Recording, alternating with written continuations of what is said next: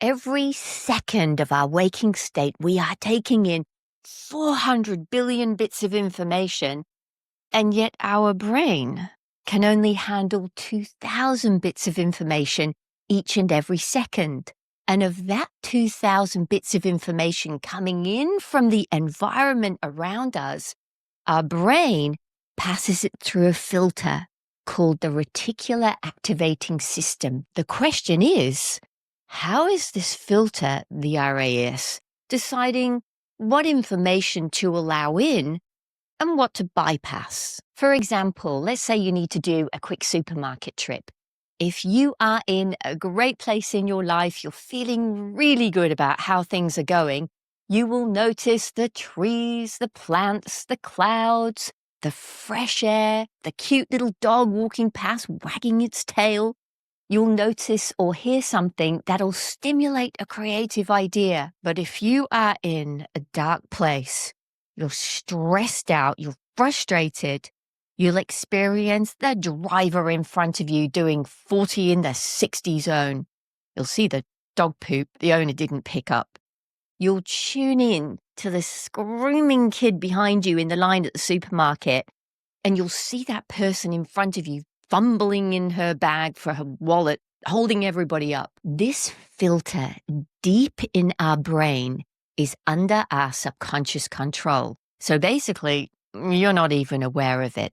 It's a filter working relentlessly behind the scenes, which has a memory of our habitual likes, our dislikes, our beliefs, our identity. And without our conscious control, without our awareness, the RAS is doing a great job forming opinions and judgments of your every waking moment based on your personality you've built throughout your lifetime. Now, whilst we have this protective filter to maintain our identity that we've built over many, many years, when the time comes that we get serious about wanting to make real changes in our life, it can be a force to be reckoned with. The RAS, it does not want to change. It doesn't support breaking habits, and it doesn't like you changing routine. And it certainly doesn't want you to start perceiving the world around you from a different perspective. Let's say we had a long-term relationship that ended in rejection and heartbreak. Anyone who looks like your ex-partner will subconsciously get filtered into your RAS, and no doubt you'll be reminded of them. Maybe you'll also experience emotions of sadness or resentment that are still trapped deep inside of you. And whilst this is happening, your RAS would have possibly missed noticing someone that could very well be your dream partner. Another example would be if you have a deep-seated belief that dogs are dangerous, and your RAS will ensure you notice every dangerous dog on the street, even the small, cute, fluffy ones sat at the coffee shop with their owners. Unconscious to you, your RAS is ensuring you maintain your belief. And if you think most drivers are idiots, like my dad does, you will truly not only notice other drivers making mistakes, but you will attract every reckless driver on the road. Our RAS works really, really hard to ensure that our habitual patterns are prioritized and upheld. So even if the habit is really destructive, it doesn't matter. The RAS will continue to maintain your current opinions and beliefs. And how about this one? If you believe you can't heal from a disease, a diagnosis, you can't lose weight, you can't succeed, then you are right. Whatever you believe, you are right, because your RAS will ensure it filters everything in the world around you to confirm your belief. You won't read about the people that recovered from cancer without medical treatment. You won't hear about the thousands of people who have a full recovery from terminal illnesses through natural healing and meditation.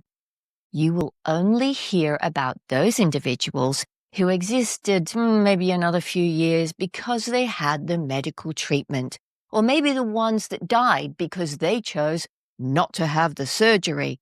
And every cell in your body will respond with, your wish is my command. Essentially, if we are not aware of this happening, you could say we're living within the confines of a tunnel-visioned filter. Everyone says they want to make changes in their life.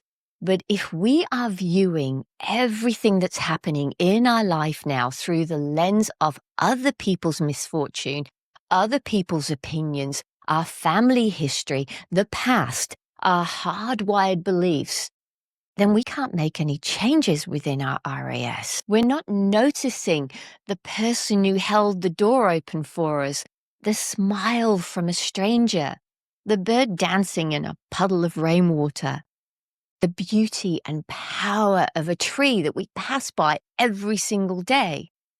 And if we're missing those things, then I'd bet my last dollar we're going through each and every day missing out on other opportunities too. Remember, the brain can only deal with 2,000 bits of information out of 400 billion bits of information each and every second. So what are you tuning into? What are you missing out on every single day? Opportunities in business, love, friendship, health, finance. As I've said, guys, in other videos, you are a magnet. You have a field of energy around your body, and whatever you're putting out there into the field absolutely is coming back to you. So if your RAS is run without your conscious control, then how do you change how it filters the world, the people around you? My advice to you is to be aware of that voice in your head, the mood you're in, and the energy that you're giving out, because all of this information is feeding directly into your RAS. And the question to ask yourself is, where is my focus? What am I missing?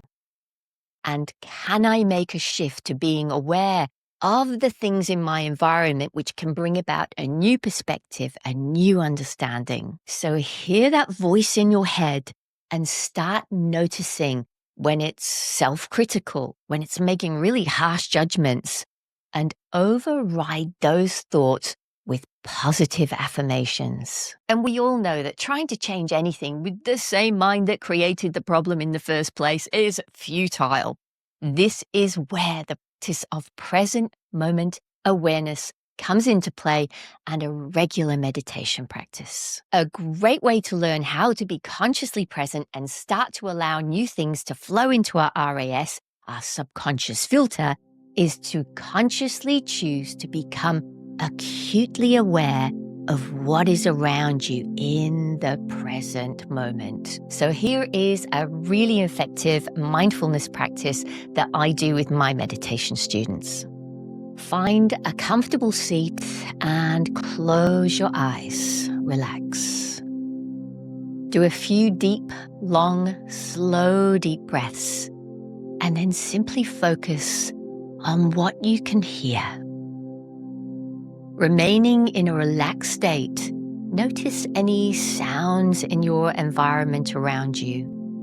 Maybe the hum of an air conditioner, the chirping of birds, distant traffic, a dog barking. You may even hear your own heart beating. Then shift your awareness to your sense of touch. Feel the texture of your clothes on your skin. Perhaps your feet firmly on the ground. Your body up against the chair.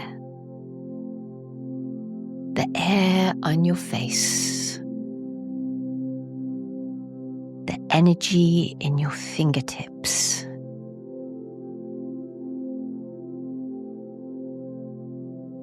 Placing your awareness on your taste.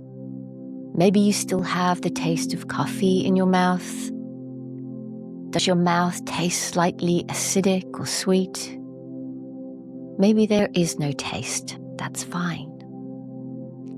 And then shift to your sight, placing your awareness on the space behind your eyes. What do you see? Do you see colors, moving shapes, darkness, a vastness of space? Doing a simple practice like this on a regular basis starts to create a heightened sense of present moment awareness. Why is this so useful? Well, if you want to change the direction of your life, then you need to be fully present, fully aware, focused, so that productivity can flow in. The only way we can access the subconscious mind is through the conscious mind. So if you want to believe you can start your own business, you can lose weight, you can change your lifestyle, or you can kick a habit that you've been doing for the last 20 years, we start with the affirmation, I do have the ability to run my own business. I can lose weight. And even though your subconscious programming really doesn't believe it, well, you got to start somewhere. So the affirmation comes first, and then we bring in the power of emotion. We use our visualization so you can see yourself as a successful entrepreneur. And if the visualization is powerful, you will naturally generate the emotions. So you begin to feel what it's like to run your business in your mind and in your body. And these kinds of powerful visualizations, they feed into your subconscious and they start to override some of the habitual programming. So essentially, you're pruning apart old neural networks in the brain, and we're creating new ones to support your vision. So now you know your reticular activating system is constantly filtering reality based on your beliefs, your emotions, and on your habits. And the good news is you can reprogram it. So you do the inner work to manually change your focus, and in doing so, you change your filter. Change your filter, and you change your life. If this video resonated with you, give it a like, share it with someone who needs this, and don't forget to subscribe for more tools to help you heal your body, shift your mindset, and take back control of your life naturally. Namaste.